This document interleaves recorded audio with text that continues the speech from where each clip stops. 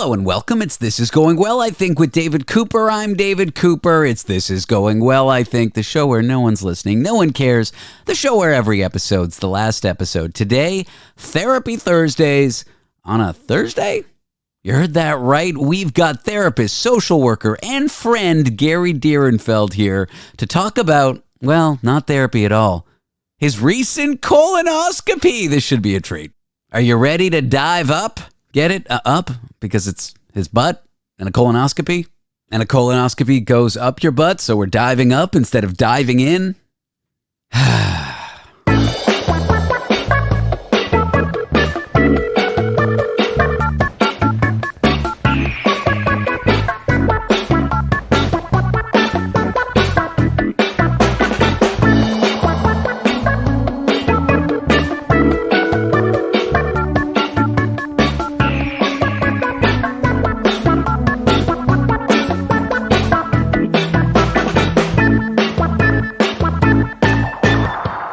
Gary! It's awful to see you. I'm kidding. I can't imagine anyone I'd rather see than you. I really mean that. You know, I feel like giving a shit. It's been a while. Yeah. Where the hell have you been? Well, I know. You were stuck in the mud. I was stuck in the mud. Did you? I guess everyone heard about that. And the media was making it seem like there's piles of bodies, you know? It's just a few people got stuck, and those that got stuck spoke to the media, and they were pretty unhappy. So much ado about nothing? Yeah, I mean, it rained. That's the story. It rained. It was muddy. People were stuck for 2 days. That's the there that's there, if you will. You were there. You know firsthand. Not only that, I was part of the media. Yeah. I was the one reporting to the city of 70,000 people, do not drive. You will get stuck.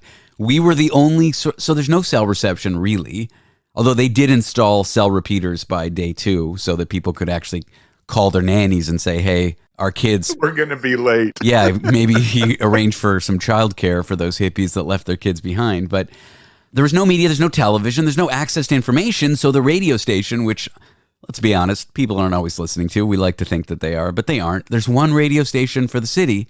I mean, there's a lot of pirate radio stations. It's just people having fun with little transmitters. But there's one real radio station with a... Yeah. You were the official. Yeah, and so we're the ones reporting on it. And it was a lot of fun. And we had everyone listening, and I had a tremendous amount of fun because the only time you get to do reporting like that when you're on commercial radio is like when the Queen dies or Ukraine gets invaded.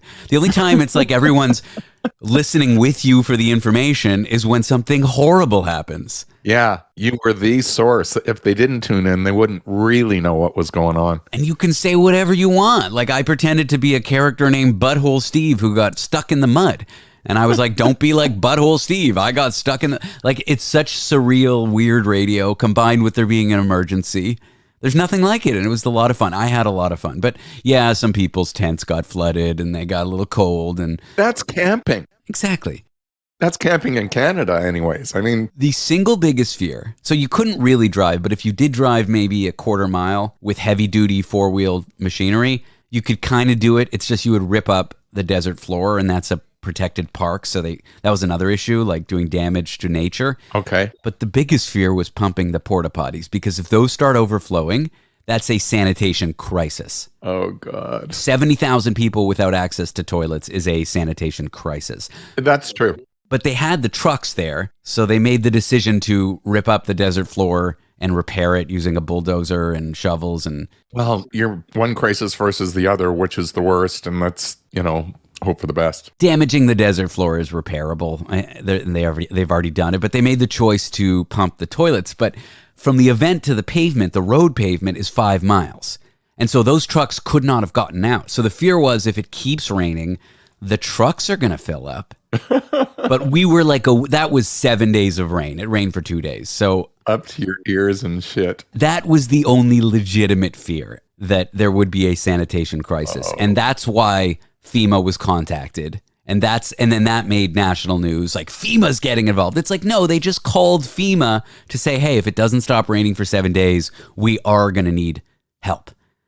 And it stopped after 2 days because it's a desert and it doesn't rain, and the cell... I think it's really neat that you've had this experience because it is so uncommon. Yeah. First of all, to go to Burning Man, yeah, there was 70,000 people there, but it's still a small lesser known event in the scheme of things, Sure. right? So you're part of that community, but then to have this experience within that community, Yeah. this will be the story that's told for generations. Yeah, it was fun. I mean, it's a great joy for me to do radio, and I was saying this on the show already, but I'll say it again to you. When I had a day job, I was a techie, I was an engineer, I had a normal human being job that paid the bills, and I got to go to Burning Man every year and work at a radio station. And I got to play dress up like this was my real job. Yeah. And not only that, it gave me the ability to imagine what a career in this would look like. And Awesome. Wow. people talk about doing acid and their third eye opening and them realizing they're in the universe and spiritual. People talk about those experiences at these events, and I think that's all bullshit. Even if you have that experience, it's just a chemical that's giving you that experience. But one way in which this event for me was transformative is I don't think I would have a career in radio if not for... Yeah, you got a legitimate leg up in your desired profession by being able to work there. And when I was interviewing for jobs, when I talked to Bell Media, like I got to bluff and say, yeah, I'm in radio. I work at a radio station. It was... Anyway, I've talked about it ad nauseum on the show. There's something I want to talk to you about. Sure. Dramatic pause. Here we go. Your colonoscopy, Gary. Welcome to my third eye.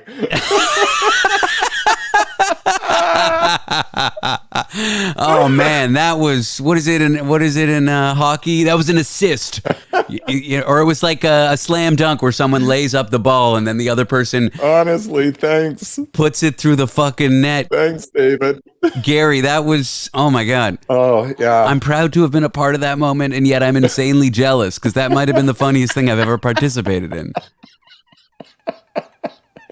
Oh, I can't stop. Yeah, well, they went places where no one has ever gone before. I mean, Oh, it was your first time doing it? yes. Apparently the laxative the night before, or not the laxative, but it clears out your system. It's got dye in it or something. I don't know whatever drink they give you or pill they give you to clear out your system so that the camera's good to go in. Apparently that's worse than the procedure. Exactly. So if you think of, a large jug of, vinegar that comes in, it's like this gallon jug.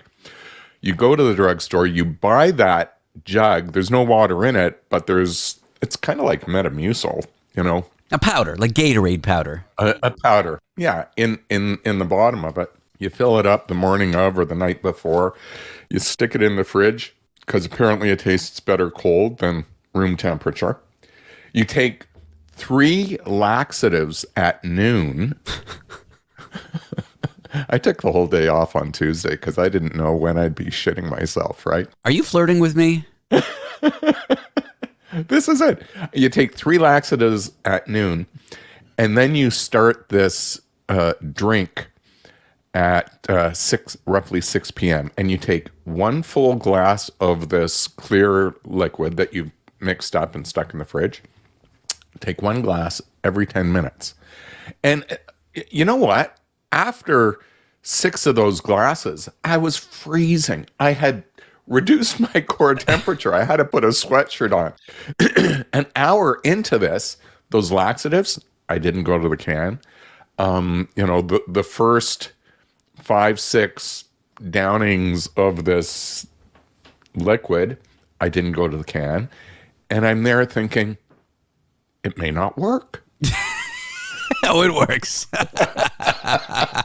Oh, what a naive fool. It's like when you smoke a marijuana. How cool. A joint for the first time. You're like, it's not working. It's not working. And then all of a sudden. And then you're like, where the hell am I? Yeah. So that was this experience because about an hour and a half-ish later, I get this urge to go to the bathroom. Mm-hmm. And it's quite an urge. You go to the bathroom. Look, we've all had diarrhea. I love you, Gary. So we know that experience. Well, this was that experience on steroids. I didn't know how fast things could exit your ass. What I love about this is you're such a sweet, kind man with deep knowledge about the human condition who helps people, and that you'll come here and do this with me. It gives me such love for you. Not that we're talking about shit. It's that it's you talking about, like, because I'll talk about poop with anyone. It's almost to the point where it's not funny anymore. But with you, you've just got such a warm persona. It just adds. But keep going. So yeah, like I was in awe of how fast so much could flush out of you. Was it like projectile vomit? Was it? It was. It was like running the bathtub water. It just gushed. Too much. I'm going to pause now because I've learned a thing or two in this business. Are you sure you want this going out, Gary? No issue. Okay. No issue. Look. It was a pun, too. It was a pun. It can go out. But here's the thing. I feared this experience. I did. Everyone fears this. Well, almost everyone fears this experience. And then people fear the actual colonoscopy. We worry for our dignity. There it is. That's this. I knew somehow you would turn this into a meaningful point. So I want people to have a realistic expectation, know that they'll survive it, know what to expect. Throughout all of this, I never experienced any particular pain. I wore loose-fitting clothing that I knew I could dump really fast to get into the can. No one stood between me and the bathroom because when you get that urge, fly. Fly. Be there. Be ready to go. Don't go for coffee. Don't leave the house. Don't leave. Oh, do not pass go. Do not collect $200. Just get to the bathroom because it's liquid coming out of you. How do you go from projectile shit to saying, I don't want people to worry for their dignity? Only you can oscillate from trying to make a meaningful therapeutic point about this. Gary, So you finish half of that gallon and you wait a couple hours and then round two. Round two, fight! And by this time, I mean, come on, who doesn't actually look between their legs and check what's in there, right? So you gotta look. My mom claims not to look at the paper afterwards. Everyone looks. You gotta just check and make sure that it's, exactly what's there. So, when you start, it's brown and then it goes to yellow. The colors of the rainbow. By the end of the night, which is after midnight, right? Because you're downing this stuff within a 2-hour period and then you're still going. So it goes to clear. You have literally flushed yourself out. And look, if somebody's going to put a probe either down your throat or up your rear end, they have to see the walls of your colon, of your intestines. So the degree to which it is clean, they can take a peek, make a diagnosis, see if you have any problems. So, here's what I love. I received a couple of text messages from people who, as a result of the posts that I made, which were nearly as descriptive as our conversation, but sent me some texts, and I was more descriptive, in private text, so that these persons would know what to expect. And they told me that they're phoning their doctor today to make those appointments. You got to do it. My great uncle had colon cancer. My grandfather had it. You just got to, but it's one of those things. You hit a certain age, you got to do it. Don't put it off, because the amount of difficulty you've gone through, while completely unpleasant as per your description, it's really just, let's say 2 days. 1 day for the laxative, 1 day for the procedure. And the level at which you can save yourself and your family, literal sorrow and difficulty if you get these things diagnosed early is just, it makes it worth it, obviously. That's it. So, I didn't get to bed till about 2 a.m. because, you slowly slow down in terms of voiding. When I went into bed, voiding. I put a very thick towel underneath me because, David, you're afraid to fart. It's called gambling and losing. You're not a gambling man. You're not a betting man. You don't like the odds on that bet, even if you are a betting man. I don't want to mess the mattress. I'd rather mess a towel. It didn't happen, but I was prepared. So it makes for a very late night, and then I had to be at the medical building at 8 o'clock in the morning. So I'm up at 6:30. You want to shower because with what you went through, you want to clean yourself.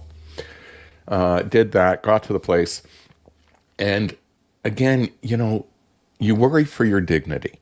And I want to tell you, the people who are serving you there, they manage your dignity. They're very respectful, very polite, reasonable. At no time did I feel my dignity was even compromised. I felt I had all the privacy I needed when changing. The gown, it does up in the front, it wraps around you, but no one can see you, from behind. I'll tell you what was funny. I bumped into two friends who were going to go through the same procedure as I was. A husband and wife. They called it his and hers colonoscopies. So romantic. I'm 67. I'm at an age where I meet more people at the medical appointments than in the grocery store. Well, I think for some people, you have to laugh with this stuff. You get to laugh. Give yourself permission to laugh. Everyone going through it's embarrassed. How am I making a meaningful point now? It's you rubbing off on me. If you can't laugh about this stuff, honestly, what can you laugh about? And remember, you're doing this to make sure you're healthy. You're doing this because you want to live, for God's sakes. Exactly. And, don't put it off. It's as tough for women to want to go through this as it is for guys. Some people think, oh, it's easier for women. They go to the doctors. This is a pretty intrusive procedure. Come on. And what you stand to gain, like my grandfather and his brother were like two peas in a pod. They were the stories that would be told at the dinner table about my grandfather and his brother. The moral of them were they were just two brothers looking out for each other no matter what they went through. When one brother was up, he'd lift the other brother up. When one brother was down, he'd help the other. And he lost his brother rather young. He wasn't a child, but he was in his 70s. Yeah. And it's because he just never, you can't blame people for health problems. Maybe you can in rare cases. But not all persons take care of themselves and avail themselves of medical advice and input. But when you find out this stuff about your body late because you never went through something like this, it's tragic. You can't help but feel, and then you feel guilty because your families are watching you suffer. And yeah, damn it, it was preventable. Yeah, damn it. Yeah. So yes, I'm being remarkably explicit with you because I want to demystify what the hell goes on so that people can enter into it without the fear. Mm-hmm. It's a great way to lose weight too. There is no, for people who are weight conscious, they're the single best way to lose weight. Colonoscopy. Take a good shit. People are like, I got to lose a pound. I'm like, just go to the bathroom. So now I'm in a room lying on a gurney and they have to set up the intravenous so that they can put me to sleep when I have the procedure. There was the nurse in charge and two other nurses who were there to learn how to put in an intravenous line. And so this nurse was showing the process on another patient, and then they came to me and she's about to show the process. And I said, if you like, one of the two other persons can actually do it on me. I'm happy to be the guinea pig. The nurse looks at me and says, are you sure? I said, they got to learn at some point in time. You're here. You're going to direct them. Yep, I'll give up my arm. So I did. And the one nurse who's learning, she follows the instructions, messes something up in a sense, wipes, but then touches the area and was about to insert the needle. And the nurse in charge said, nope, you touched the area. You got to wipe it again. She does so. And I'm fine with all this. It's learning. If you don't learn, you can't do it. She gives me the jab. And for whatever reasons, she doesn't miss the vein, but it doesn't take properly. So this doesn't work. They withdraw the needle. They, hold my arm, keep it from bleeding, yada, yada. Are you okay with needles generally? Like you're a good candidate for this right now, or? No. Oh, No. I hate needles. really? I don't mind. I don't like them, but they don't bother me that much. I had an experience at 12 years of age where they thought I had spinal meningitis. And I was given so many spinal taps and needles in the back that it injured me. Wow. And so since then, you got to know, I dread needles. But however, I'm still doing this. Okay. She's got to learn. So the nurse in charge took over, and she's going to, in a sense, go through the steps and show her with another vein of mine. She does that. Wouldn't you know, that needle didn't take properly. Jeez. At that point, do you say, okay, you've learned enough? Can we get the... Oh, no, this was the nurse in charge this time. Oh, okay. So she takes out that needle, and, they're holding my arm so it doesn't bruise there now. And she flips my arm over eventually and says, we're going to go in through the hand. And as she's about to insert the needle through the hand, remember, there's two nurses learning to do this. And so there was the one who had an attempt that failed. And then there's this other nurse who's standing and observing. And as the needle's about to go into my hand, the nurse who's observing says to me, how is your morning so far? Just very innocuous.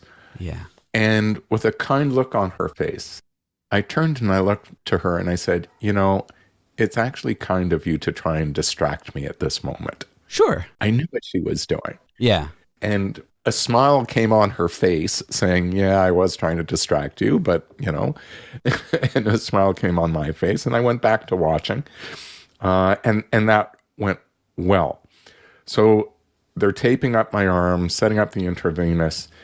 And I said, there's two lessons here today. I'm talking to the two nurses in training. One is how to do an intravenous. The other is the power of meditation, because I was calm throughout. Sure. And, I don't know. I don't know if they're going to remember me ever saying that and the value of meditation. But because I can go to my calm place, even though I hate needles, I went through that whole process. And without a word of a lie, it just didn't bother me. And I didn't lose it. And I was okay throughout. So let's say you're that patient and you are an anxious patient. Okay, so I want to speak to that person right now, and that is, consider some meditation. Go to your happy place. If you don't know how to meditate, go to the one of the two top websites, headspace.com or calm.com, and in an evening you can learn how to meditate. You don't need to be proficient, but you can actually practice while you're there on the gurney. And for something as simple as getting the needle for IV. That, out of everything that I went through, was the most trying of the experiences that I had through this.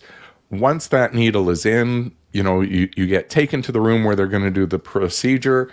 You get up on that table, you lie on your side, and then the nurse says, we're going to give you, the medication to put you to sleep. I looked up and said, yeah, don't hold back. She gave it to me, and I swear to God, after that, the day is a blur. Yeah, I remember my when I was getting all four of my wisdom teeth taken out, I was talking to the surgeon, and I had witty banter with her, much like I do with you. Yeah. And good rapport. And they were going to put me under. Mm-hmm. And I remember the IV needle hurt. And so I jokingly was like, ow, that really hurts. You didn't give me enough warning. And she's like, okay. She was just, I don't know. And then I said, well, what am I supposed to do now? Count down from 100? She's like, go ahead and try. And that's the last thing I remember.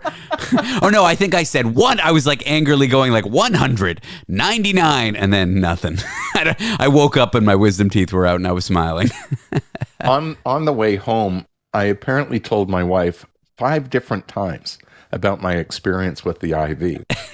And she told me that, late last night, because I started telling her again. She goes, dear, you may not remember this, but you've actually told me now 6 times. I go, like, really?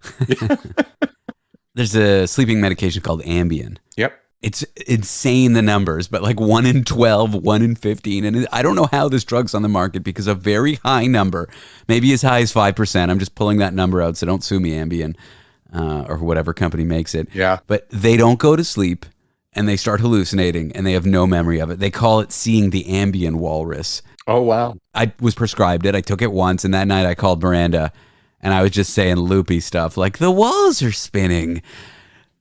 Imagine if there was an elephant right now. And I don't recall any of it. And it makes you worry because when you're a piece of shit like me, it's like, okay, what am I going to say? You know, what if I say, what if I'm like, hey, Arlene, I had an affair with your sister. Not that you did, Gary, but not that she even has a sister. But yeah, back to this. I think there's a third lesson here. What's that?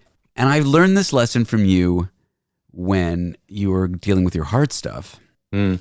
Treating medical professionals with dignity and respect goes a long way to patient care and like emotional well-being throughout the process because it's a two-way street. You know what? Thanks for saying that and reminding me of that. So true. And even if a nurse or a doctor is having a bad day, still treat them with dignity and respect because they might not be having a bad day tomorrow when you have to deal with them. And there's just no sense. It is not to your advantage at all to let the fact that you're anxious cause you to behave rudely to any professional ever, but certainly not medical professionals that are helping you. You know, where I was seated in the waiting room, I'm looking across, and on the wall is this sign that says, you know, we will not tolerate aggression to our staff and violence and whatnot. I'm thinking, oh my God, you know, to have a sign that's so explicit about behavior and that you'll be prosecuted and, you know, all this, like, it's like, okay, I'm going to sit here quietly.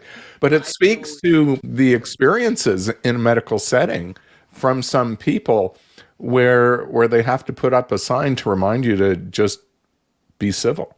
I don't know what went on with the vein finding, okay? It could have been a mistake. Yeah. It could have been just they picked a bad vein and that's a normal thing that happens. I don't know. Maybe you do. I don't. Doesn't really matter. No. But you would have been within your rights, so to speak. I mean, or it would have been expected or could have been rather normal, or they may have even tolerated and still treated you well, you being a bit annoyed with them through that process. But there's no reason for it. The mistake or non-mistake would have been made just the same. That's it. And now you're in a room with people trying to help you, and you're getting annoyed with them, and they're trying their best, just like you are. That's my view. They are trying their best. So already this morning, I've received the report from the physician who did the examination. Do you mind if I have a full erection while you go through this? Is that too much? Is that too much? A full erection while you go through the report? Is that too much, Gary? Oh my God. David's getting hard. And now you're sure you're okay with me recording this?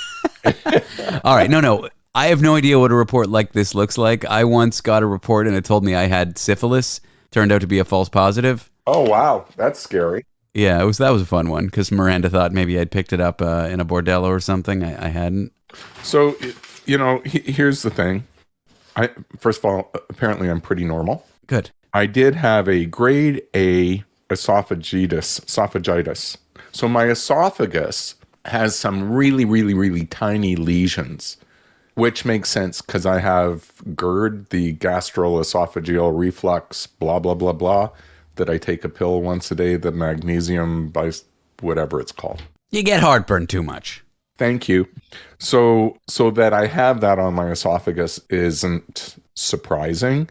And as long as it remains grade A, which is the least problematic, that's fine. Otherwise, it was unremarkable. I had a 5-millimeter polyp, hot snare removed, another 4-millimeter polyp, cold snare. I'm reading from my thing here, from the report, cold snare removed, and a few scattered diverticuli in the sigmoid colon. Is that all normal or is that all? For me, I would read polyp, diverticuli. I'd be like, oh no. By the time you're my age, you absolutely expect to see these things. Okay. The fact that there were so few of these things is great. I think that's a new credit. Newlywed, nearly dead, avid social media following, therapist, couples counselor. I mean, you've got so many titles, TV personality, therapist. I mean, your list of credits is now you've now added one thing, which is clean colon. Pretty amazing, eh? So impression and plan, yeah, the esophagitis, otherwise unremarkable. The polyps were removed. Oh, they removed them. Oh yeah, yeah, they removed those little things. You got any sores, or is it painful, or you haven't gone to the bathroom yet? No, there's nothing. It's internally. You may not go to the bathroom again for a week after that, though. Is the only thing. I've already been. Oh wow, muzzle tough. No, it was soft. It was formed. I'm getting back to normal. Stop hitting on me. You're a married man. So I'm fortunate. Okay, personally, I'm fortunate. The report, there's no particular issues here, and for me, I have a sense of relief. Yeah. Right? I have a sense of relief. Let's face it, it isn't normal for everyone. Very close friend of mine had colon cancer. That's a tough one. Had a large mass removed, had to wear an ostomy bag for about a year. And in December, he's having a reversal of that ostomy so that his plumbing gets reconnected to his bum so he can go normally again. And that's why you go for the colonoscopy, because unlike myself, not all results are acceptable or normal, and you need to get treated before you die. Bottom line, I'm going to repeat that sentence. You need to get treated before you die. And as awful as the past year has been for my friend, he's a great guy. He's in a loving relationship. He's a grandfather. He wants to be here, and everyone wants him to be here. So this is why we do it, people. And there's two ways of looking at this. Oh, I had to get a coloscopy or colosta whatever bag. Oh, it was a rough year. But the other way to look at it is after a year, he's pooping again like normal, and he doesn't have colon cancer. Correct. He appears to be 100% cancer-free. If anyone is ever 100%. Yeah, you never know. But there's no detection of the cancer. Let's put it that way. So he's easily got another 5 to 10 years no matter what. When you're looking at 0 years, 5 to 10, yes, out the other end looks pretty good. Yes. And that's assuming there's no reoccurrence and whatnot. Sure. I mean, he could be, I hope he doesn't, but he could be hit by a bus tomorrow. You never know. But well, that too. Does he look both ways? Maybe you should remind him to, because that's an important part of jaywalking. You got to know I love you. And I'm so grateful that we're having this conversation today, because who else is going to talk so candidly about the experience and demystify it for everyone else? Well, another thing is, like yesterday, I had a sexual health and consent educator on. I work with her a lot, and we usually do stories dealing with sex. And yesterday we just shot the shit, and she was telling me about two dudes she made out with for an hour. Today I have someone on who's an expert on things to deal with therapy. Yeah, and I'm talking about my colonoscopy instead. In some sense, when I used to work with you regularly on commercial radio, we would call it Therapy Thursdays on a Wednesday. I guess because it's Thursday, today is Therapy's Thursdays without the therapy. What I'm trying to say is, this show, I've come to bring on professionals who are... For example, I have a science specialist on, this guy named Dan Riskin, and the 2 times I interviewed him, all we did was talk about Burning Man. And what I keep saying I'm trying to say, but not making a point, is I've come to love having specialists and experts on and then not doing their area of expertise. Well, yeah, because, David, we're all born human first. Yeah. And we're all subject to the same foibles of human life. I'm not loving the salary of a podcast, but I am loving the format. Like commercial radio is just like 10 minutes polished. We have talking points. We do them. We can't go deep. Now, not only are we going deep, we're going way deep, up your butthole, all the way into the colon, past the polyps, to a moral, to a demystification. I love it. I had talking points that I wanted to get to with you, but I'm glad we haven't touched any of them. But what you have touched, yeah, a few people have gone there with me. I love you, Gary. I love working with you. I don't know why you work with me, but I don't know why anyone works with me, and I'm glad you're here is all I can say. I'll tell you why. Because you're down to earth, open and honest. You're self-reflective. You've certainly opened up yourself in our other conversations, so you're transparent and authentic. And I'm so attracted to that. I can't take a compliment, so all I can help but say in response to that is, I wasn't fishing for a compliment, but I appreciate it. So what? You got it. No, it was kind of you. I guess all I can say is you talk about dignity and stuff. I had a rectal exam snapped on me without realizing. Like, I went in, I talked about some problems I was having, and my doctor was like, well, we need to do a rectal exam. And she... Oh, I like what you said there. My last rectal exam is by a woman doctor as well. My GP is a woman. My doctors grab my testicles to check for testicular cancer. I don't mind being naked. I grew up in a naked house. I'm a bit of a nudist. The idea of a woman touching me in a medical sense, wearing gloves, there's nothing awkward, weird about that. And so I'm like, okay, the rectal exam won't be weird. But I found myself a little, like, I don't know, embarrassed, or like I didn't have dignity. And like I had Vaseline all over me afterward, and she was like, well, do you want to wipe up? And she kept offering me all these opportunities for privacy, and I kept refusing them. Like, she's like, do you want a big curtain? I'm like, no, I don't care. I'll just bend over because you see me naked. Yeah. I guess the moral of my story is, if you get offered things along the way to help you, like a curtain, the ability to wipe up, some privacy afterward, like, take them, even if you think you don't need them. Yeah, good point. Because I found myself not agreeing to any of these measures that might improve the dignity of the operation. And then all of a sudden I'm wiping Vaseline off of my butthole with a doctor in the room who can see me doing it. And I'm like, I'm actually a little embarrassed right now. And it's my own fault because I thought, what do I need that for? So yeah, I don't know. I guess it's not really speaking to what you're saying too much. But if you do get offered opportunities and you're going to preserve dignity along the way, take them. Well, you know what? You're raising a good point. My view is you're the guardian of your own dignity. Yeah.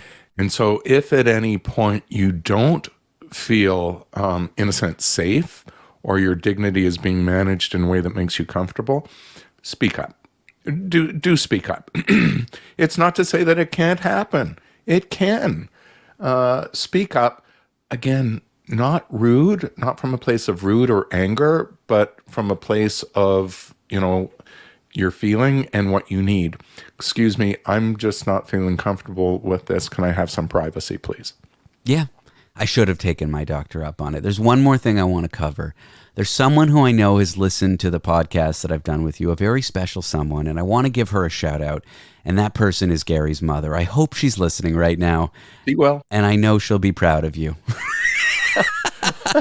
How old's your mom? 99. 99. Now, I'm going to let you in on a secret. My mom didn't know that I was going for this colonoscopy until after the fact. She's a worrier. Yeah. It makes her sometimes a little difficult. Hi, Mom. But it also makes her the wonderful mother that she is. I didn't want her worrying. Why are you going? When are you going? What's it going to be like? How are you doing that? It's called being a Jew. You didn't want her being too Jewish about the whole thing. I get it. Yeah. The Jewish mother. So she didn't learn about it until after I posted it, like everyone else. But she was the good mother. She got in touch and commented and pleased that everything is well. And she was pleased that I posted about it for all the reasons we talked about. It demystifies it for anyone else. Good. She is. I've seen the videos on your social media where you and her are hanging out together. She's amazing. She seems like such a special woman. She is. I'm trying to say you have no idea. You have some idea. Yeah. She's just amazing. Seems like quite a character too. And to preserve that character at 99 is just, we can only hope we all age that way. Honestly.